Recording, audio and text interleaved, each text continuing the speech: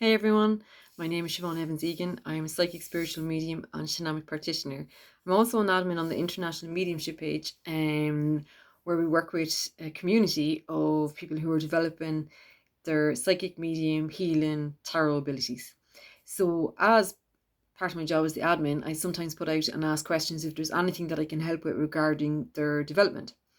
And one of the questions has come up, so I'm going to answer it through this video. But I just want to be clear that everything I speak about is completely through my own experience. And that's all I can speak of. So the question was put up by one of our members was about she wants to set up a circle, a mediumship circle, where in her local area, so that she can obviously meet other mediums and practice their mediumship and create this space. So, and she just asked for any tips. So, as it's from my experience, I can only speak about, I suppose, how I approached setting up circles, what worked for me, what didn't, what I found helpful, what I found unhelpful. So I just have to work from that perspective. Also, because of different cultures in Ireland, for me, I see a mediumship circle is completely different from a development class. So, a mediumship circle in which I'm aware of and been part of is a closed circle where a group of mediums get together, they meet at the same time every week, and continue to work within that power, raising that power within themselves, trust in the group. Um, but it's a sacred, closed space. So, tips on setting that up, because if you're coming on, this lady I think is coming from background where she doesn't know kind of anyone in her area. So if you do, my first tip is, if it's a mediumship circle in which you want to create, if you already know, say, one or two people, I would sit with them. Doesn't matter how small it is, I would sit with them. If you're already aware of them, know their mediums, know how they work, I would sit within that space. For me, a mediumship circle, I would only sit with people I'm already aware of and that I know of, because it's completely different from a development space. And I'll explain that. So, in Ireland, when this first spiritual church opened up in Ireland, I think it was 2009, we went, and some weeks could be 20 people, 30 people, 10 people, 5 people. And it was different all the time. And we were practicing mediumship work, psychic work, doing different exercises. It was great fun, but it was different people all the time, every week. So, my first tip would be, when you're coming towards creating this space or going towards creating a group, is to really have clearly an intention in which you are going to create this.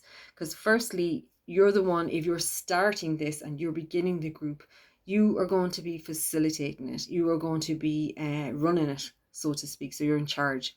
So, and the thing with in creating in a group of people, mediumship group that you know, yes, one person kind of facilitates it, but there's no one in charge, so to speak. It's like spirit will work with all equally.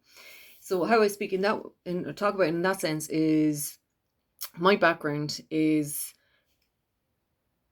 I've been developing my psychic medium work for the last probably 20 years. But my profession background is life coach. It's life coaching. I worked in personal development, so I taught programs, taught courses. I done foundation in counselling, facilitating training. So I was already running courses as such, so to speak, in personal development. So when I became ready enough to facilitate a group, I wanted to teach. So I wasn't looking for a group, so to speak, to practice this, because I was looking for a group to teach. So I started out that route.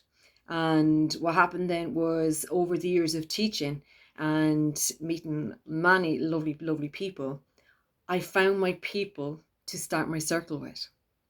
And a mediumship circle, as I said, was a group of people that I worked with over 3 years until COVID. And we met up the same time every week, same space, which is here. And we created a really strong foundation of mediumship with each other, really strong energy form.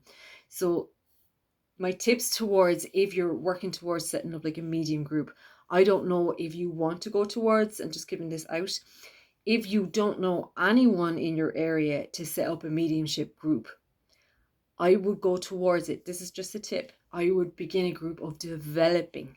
So it's psychic and medium work, because psychic is the foundation of mediumship. I mean, you can't have one without the other. So it's, well, in a sense you can, but your foundation in psychic work needs to be good and strong. So if you don't know any mediums and you want to pick up a medium group, you're not going to know who they are, and you're not going to know the level in which they're at.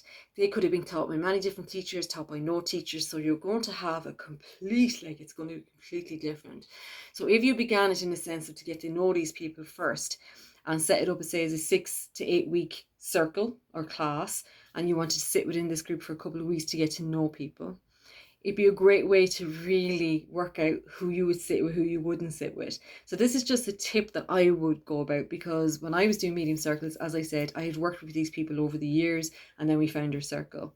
But before that, prior to that, when I was invited into a medium circle, it was like getting into a secret service, because these group of women were working together for many years, and then here comes me and coming into their space. So that's why I'm saying to you, in Ireland our culture is very different.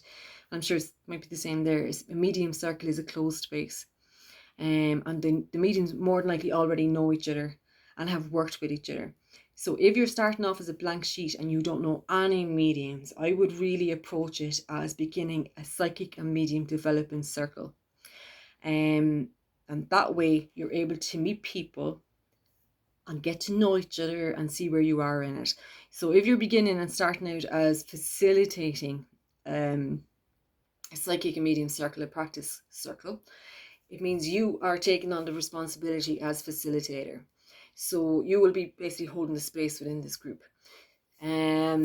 Advertising, but I feel it's to get your intention. So when I advertised, I was looking to teach a group of people, like-minded souls, who were already aware of their psychic medium abilities, but wanted to meet like-minded people in a safe environment to work on that, to kind of bring that out. So because if you start off with people you don't know, and especially in a medium space, you need to be vulnerable enough and to relax enough, because you need to be vulnerable to express yourself, to show yourself.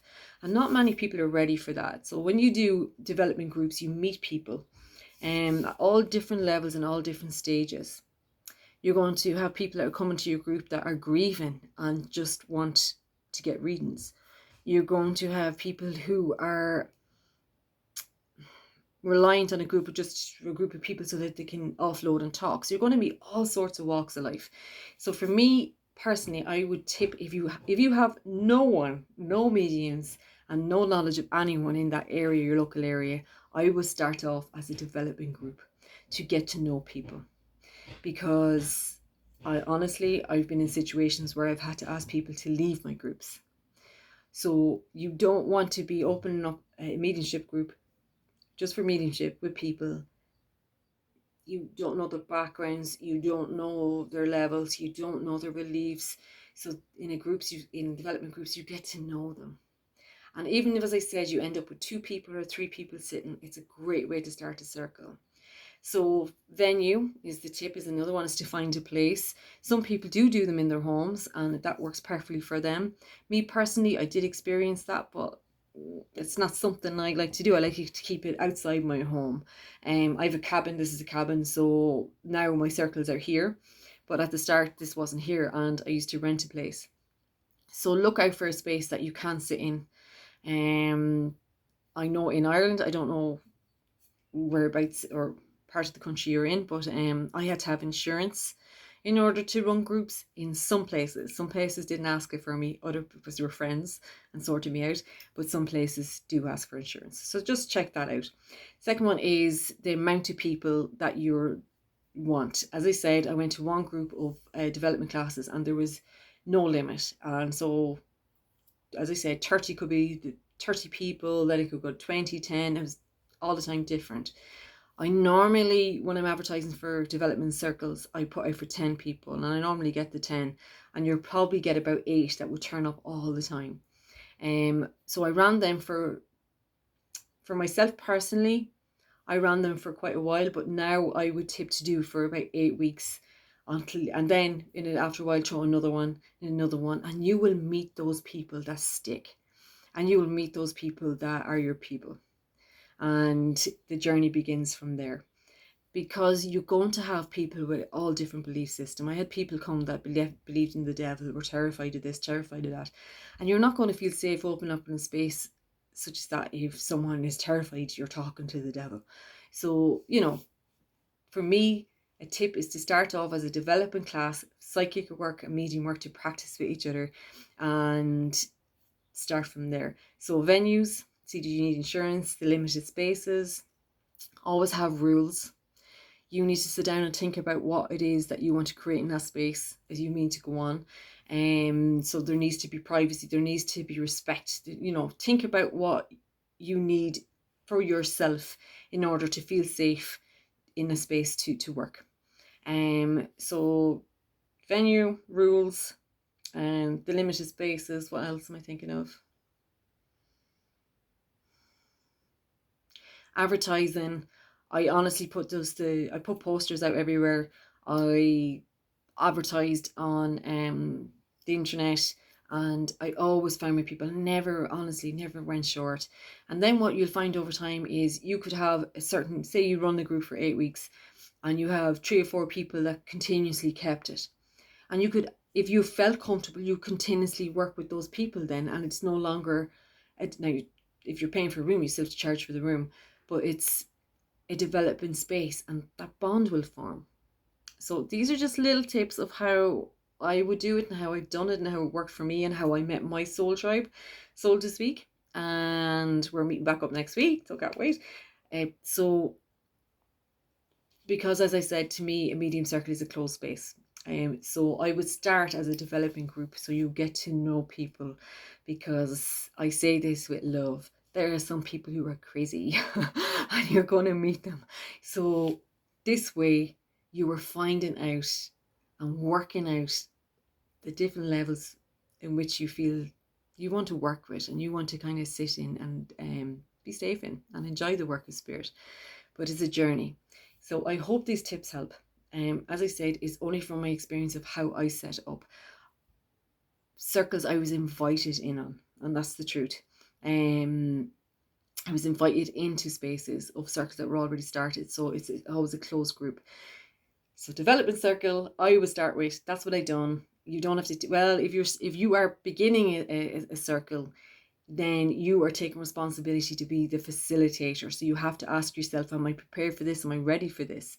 And go from there. And if you really feel you are, and you want to work out that space to do that, then go ahead and do it and have fun with it, and you will meet your people. But as I said, if you already know even at least 2 people in your area that are already interested in doing this in medium work and practice, sit with them. It doesn't matter how small it is.